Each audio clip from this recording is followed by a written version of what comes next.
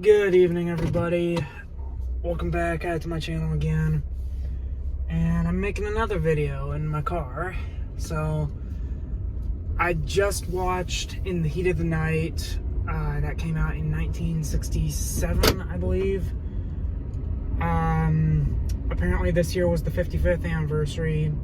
Stars Sidney Poitier, if I'm saying it right.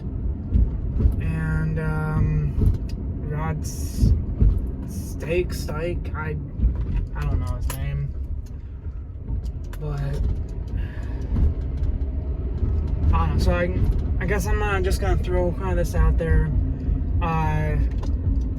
When I first heard that Sidney Poitier died like in early January of this year, I didn't realize that he was the guy who played as Mr. Tibbs in the movie In the Heat of the Night. Now, I've never seen In the Heat of the Night before. I've never seen any of the movies that starred that had Virgil Tibbs as like the main character. I do remember hearing about the film though, like mostly through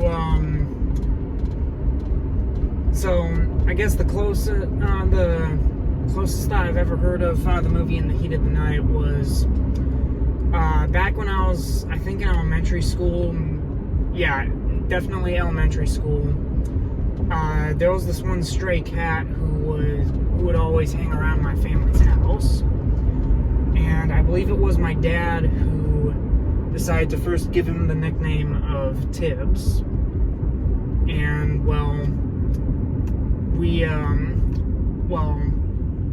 I at least didn't exactly know why the cat was called Tibbs. And he explained, that was the name of the main character from the movie In the Heat of the Night, as well as the movie They Call Me Mr. Tibbs. So that always stuck with me, and I always wanted to see that movie, but never really found time. And the same goes for the movie They Call Me Mr. Tibbs. So this is actually my first time watching the movie at all, and thankfully I had the privilege to see it in the theater. And it was one heck of an experience. Like, I'm not gonna say that it's one of my favorite films of all time, but it really is like a masterpiece in its own right. So the story itself revolves around Sidney Poitier's character, Virgil Tibbs.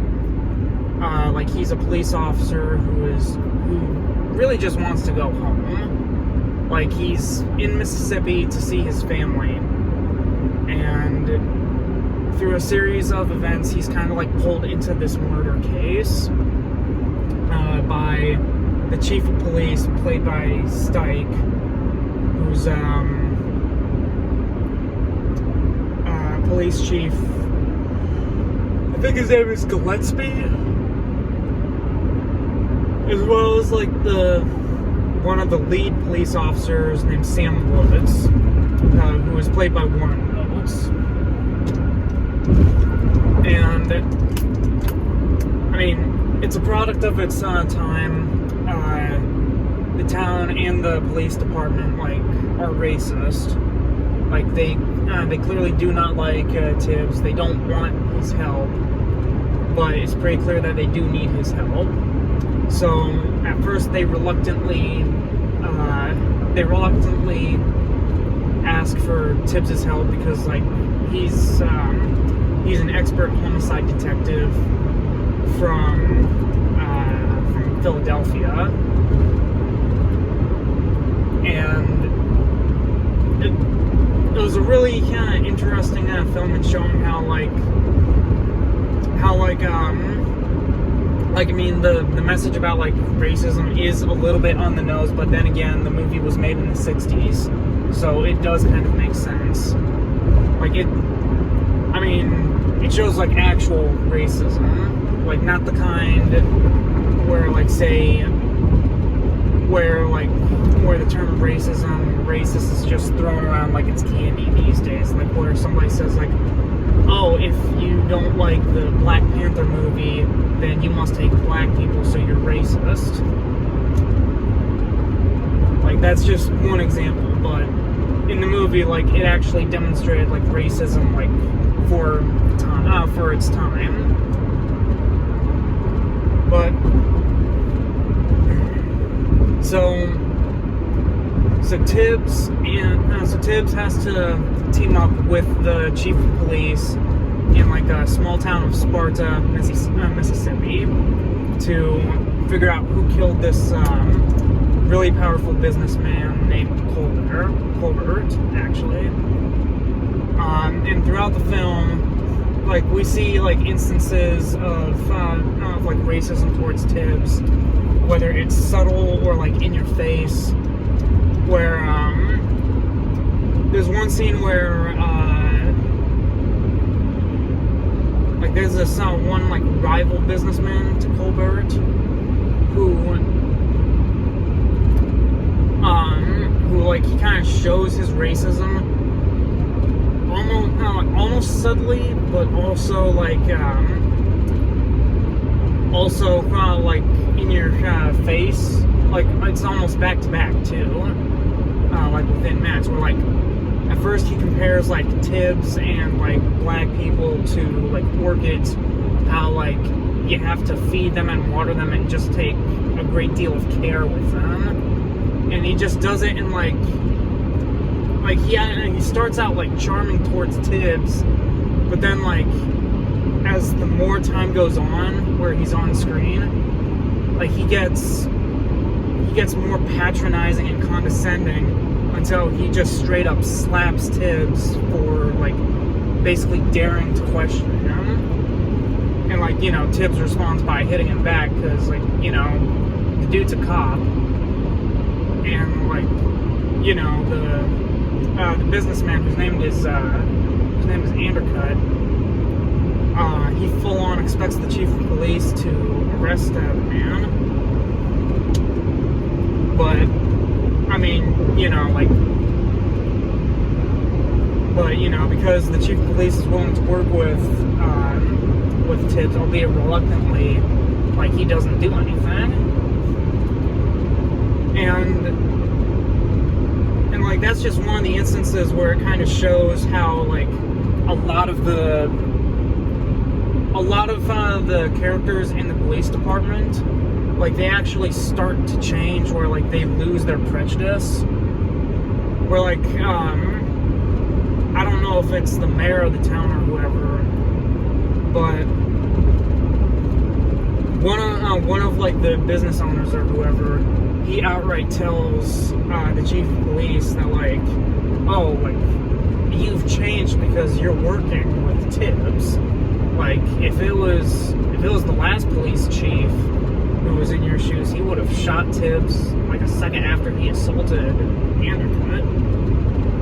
And, like, that's even further explored, like, later in the film, when, like, Tibbs and Gillespie are even sharing a drink.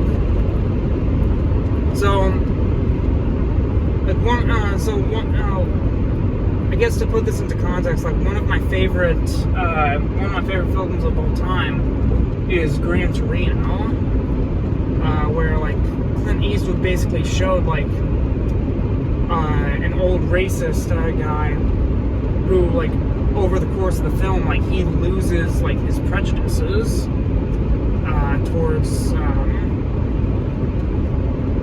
towards, like, I believe it was Korean people or Vietnamese. But either way, my point is, like, the same thing kind of happens in this movie, where, like, by the end of the film, you got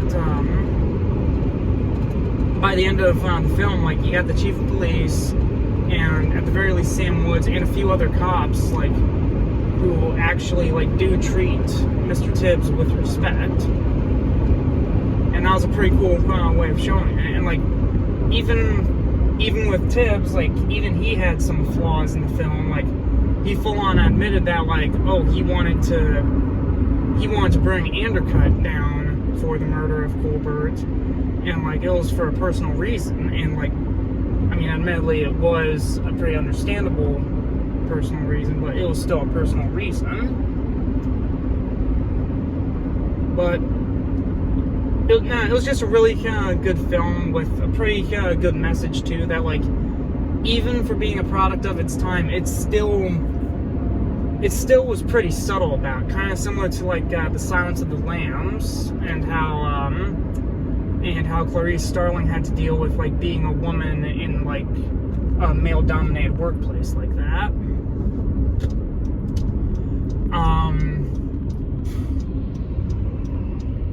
The music was great, especially basically like the theme song that was sung by Ray Charles.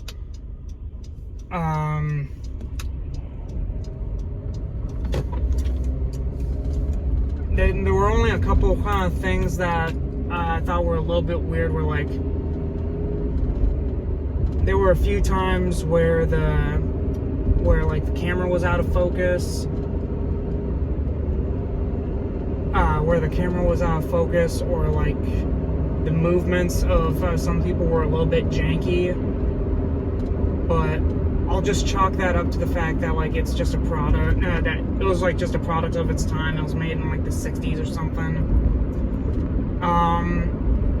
But one thing that I didn't like at all was like there was this one specific fight scene between Virgil, Tibbs, and like these four like racist gang members basically, and the camera is constantly cutting, where like it's either too wide or it's way too zoomed in to like just Virgil and nobody else, or like an object or just an object without showing the actual person, and like you barely see what's going on. Like, it's barely even a fight scene too. And I mean, I know the movie was made in like 1967 or something, but I mean, so was like some of the early James Bond films like Dr. No, and also like some TV shows such as like Batman 66, and like even though like they were kind of limited with like their fighting choreography, like they still showed the actual fights, right? And I know that maybe the fight scene in and of itself like wasn't really the focus, but it just still felt weird, like, you know, to have a fight scene like around the middle of the film and like only focus on one person. But I don't know, maybe that's just me. Aside from that, the film really was great. The acting by Sidney Poitier and Rod Steichen, and even Warren Oates was great. Again, the message was really great, where like over the course of the film, like the cops in general just eventually like lose their prejudice for Virgil. Oh, and then one more kind of thing where like I wouldn't exactly say this is bad or anything. Well, actually that's a lie. Yes, it is. You kind of figure out like who exactly killed Colbert really, really quick. Like, so the guy who killed Colbert is this guy who ran like a diner or something, and he's only really got 3 scenes. Like, he's at the very beginning, he's towards the middle of the film, and then he's at the very end, right? Well, during his second scene, like the camera lingers on him like way too much, and even when like Virgil, Officer Woods, and Police Chief Gillespie, when they leave, like the camera pans and shows him like just standing at the doorway, like almost ominously, just watching him leave. And it was just so, I mean, I don't know, maybe this is because I've already seen a lot of like mystery and detective stories, but like you kind of figure, I mean, if that doesn't clue you in that he's the killer, then his next scene in the film definitely will, because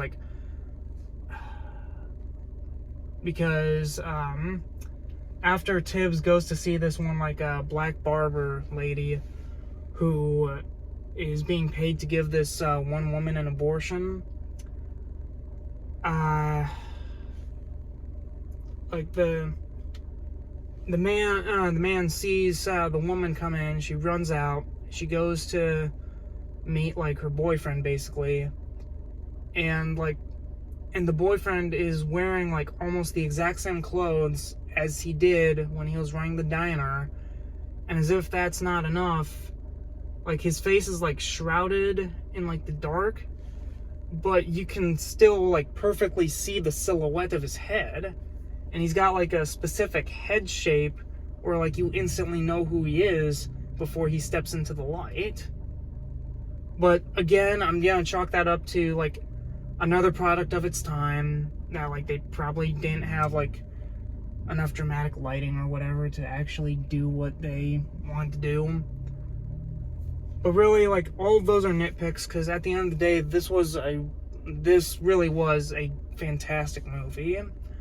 It's definitely worth a watch. And I'm gonna have to brush up on my Sidney Poitier movies.